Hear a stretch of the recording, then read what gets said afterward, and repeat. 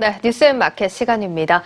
정말 모처럼 상승다운 상승을 해준 오늘 장이었습니다. 자, 또 연말에 예고가 됐던 대로 신규 공모 청약을 진행하는 기업들이 많았는데요. 오늘은 이 공모 청약을 진행한 기업들 소식 들어보도록 하겠습니다. 증권부 박혜린 기자 나와 있습니다.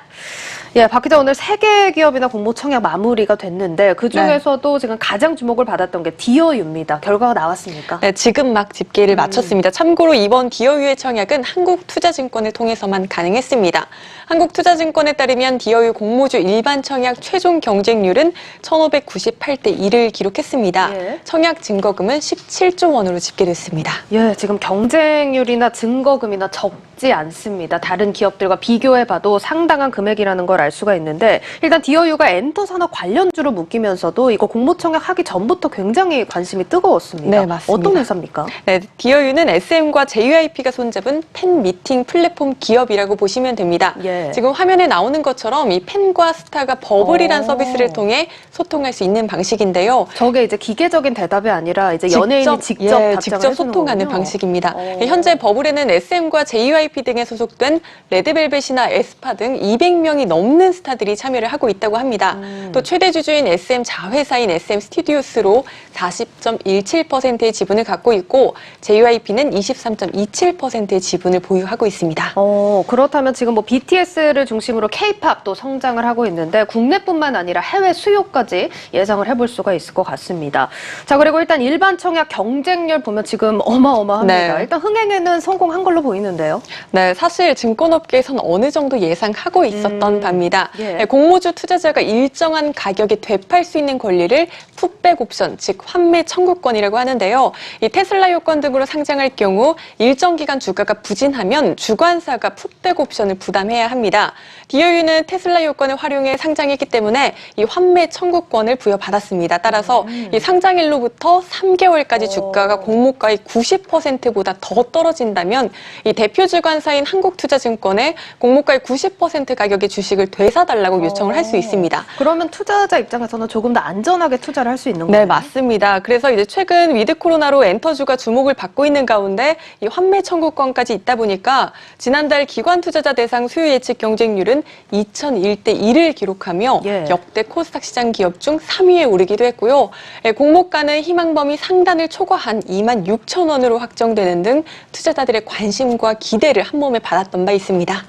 들어보니까 일단 사업 성장성도 있고 투자 측면에서는 일단 안정성을 확보했다. 이렇게 좀 정리를 해볼 수가 있을 것 같은데, 그러면 사실 요즘은 예측을 할 수가 네. 없어서 조심스럽지만 일단 따상에 대한 기대감도 크실 것 같거든요. 네. 이렇게 따상을 하게 된다면 주가 어떻게 될까요? 네, 시초가가 공모가의 2배로 정해지고 상한가까지 직행하는 이른바 따상을 기록하면 디어유의 주가는 약 67,500원을 기록하게 됩니다. 예. 이 가격에 매도하게 된다면 주당 차익은 41,500원이 될 것으로 예상됩니다. 네, 이렇게 행복 회로대로만 흘러가 주면 또 좋겠습니다. 자, 그렇다면 증권가 시각도 궁금한 시점인데 일단 긍정적인 얘기들 나올 것 같아요. 지금 네, 들어보면. 맞습니다. 대체로 긍정적으로 보고 있습니다. 앞서 설명드린 환매 청구권이 있으니까 주가의 하단이 일정 부분 제한될 수 있고요.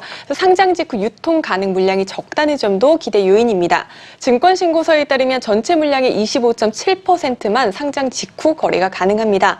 참고로 올해 따상에 성공한 기업들의 상장 후 유통 가능 평균 물량은 29.47%였습니다. 예, 일단 테슬라 요건 상장으로 주가 하락폭이 제한적일 수 있다. 그리고 유통 물량 수도 따상 기업들 평균치보다는 낮았다는 점 참고를 해보셔야겠습니다. 자, 그런데 사실 이제 최근 상장하는 기업들 보면은 실적이 좀 안 따라와주는 기업들도 많아가지고 걱정을 하시는 분들도 많을 것 같거든요. 디어유는 어떻습니까? 네, 실적 부문도 증권업계에서 디어유에 대해 긍정적으로 평가하는 이유 중 하나입니다.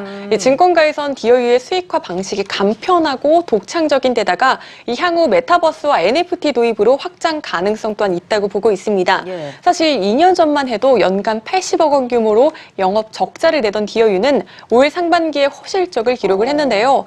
매출액은 전년 동기 대비 468% 증가한 184억 원을 기록을 했고 네. 영업이익은 흑자 전환에서 66억 원을 달성을 했습니다. 급속 성장이네요. 예, 맞습니다. 흥국증권은 디어유는 해외 아티스트와 스포츠 스타 등 이 시장을 확대할 예정이고 또 마이홈 콘텐츠를 통해 내년 1분기에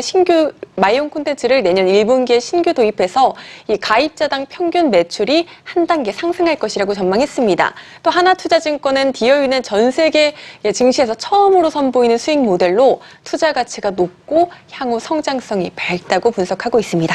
예, 지금 메타버스에 NFT까지 엮일 수 있고 전 세계 증시에서 처음 선보이는 모델이라는 점 굉장히 매력적으로 다가오는 포인트입니다. 자, 그러면 디어유 이번 공모 자금 꽤 많은 금액이 모였습니다. 사용 계획이 어떻게 됩니까? 네, 디어유는 이번 공모 자금을 통해 메타버스 등 다양한 기능을 개발하고 또 글로벌 아티스트와 스포츠 스타들을 영입하기 위한 선급금으로 활용할 계획이라고 밝혔습니다. 메타버스 확장은 이미 또 속도를 내고 있는 것 같습니다. 자, 듣다 보니까 이거 공모 청약 전에 좀 다뤄보자고 할 걸 그랬나 네. 싶기도 할 만큼 이제 매력적인데 상장 날이 언제입니까? 이달 10일입니다. 사실 이날을 기다리는 거는 디어유 투자자만이 아닙니다. SM 주주들도 디어유의 흥행을 기대하고 있습니다. 예, 디어유의 성공적인 상장이 모회사인 SM에게도 덩달아 호재가 될 수 있다는 전망이 나오고 있기 때문입니다. 그렇겠네요. 이런 지분 관계성도 지금 시점에서 잘 살펴보셔야겠습니다. 자, 그러면 SM도 증권가에서 목표 주가 변동이 있지 않을까 싶은데요. 네, 맞습니다. KB증권은 위드 코로나 시기 오프라인 콘서트 재개와 또 디어유의 호실적에 주목을 하며 목표 주가를 85,000원에서 10만 원으로 올려 잡았습니다. 예. 현대차증권도 디어유의 고성장을 감안하면 SM의 밸류에이션 재평가도 정당화될 것이라고 분석했습니다. 예, 일단 SM 목표 주가 9만 500원 선에서 10만 원까지 좀 다양하게 제시가 되고 있습니다. 자, 이렇게 디어유 상장, 주식시장뿐만 아니라 전 세계 산업에 미칠 영향력이 또 기대가 되는 시점인데요. 지금 주가 전망도 좀 긍정적으로 나오고 있는 만큼 조심스럽게 기대를 해보셔도 좋지 않을까 싶습니다. 여기까지 듣도록 하겠습니다. 증권부 박혜린 기자와 함께했습니다. 잘 들었습니다. 고맙습니다.